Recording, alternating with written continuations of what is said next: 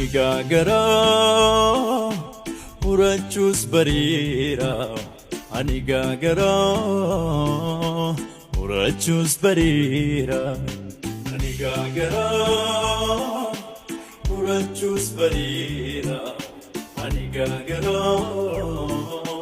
murachuus bariira utuu ta'ee wallabuun nurraan bareedu ansi dhabee jiraachuun barbaadu hin beektakaa si dhabee jiraachuun barbaadu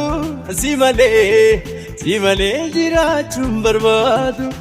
situu na barsiise garaa murachuulee situu na barsiise garaa murachuulee situu na barsiise garaa kanaa qabaachuulee.